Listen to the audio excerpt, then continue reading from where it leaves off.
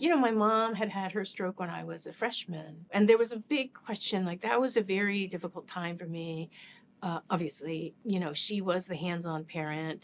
She was, very much somebody I did want to please. I mean, I felt close to her. I wanted to please her. So when she had her stroke, and it was like really massive stroke, and they said, like, well, if she survives at all, she's going to be like severely disabled, and she was.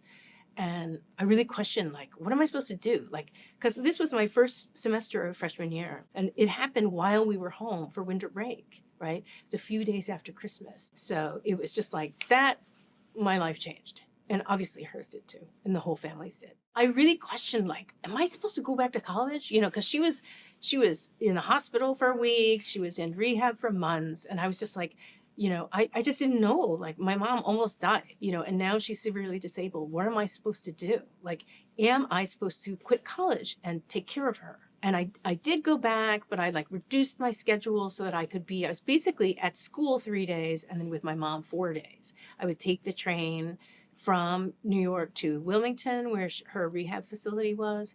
And I have an aunt there, my dad's sister lived there, so I could stay with her and spend basically the weekend, or 4 days, with my mom in the rehab center. I felt like I was just trying for somebody to tell me that it was okay to live my life. The cultural element, this idea that for me, that was like my mom gave up everything to come here. She gave up her culture, her language, her family. Like, we never really saw her family. Like, her family never came here. What I felt was a specifically Korean American dilemma, which is feeling like, oh, do I get to live my life? Do I deserve to live my life when my mom needs help?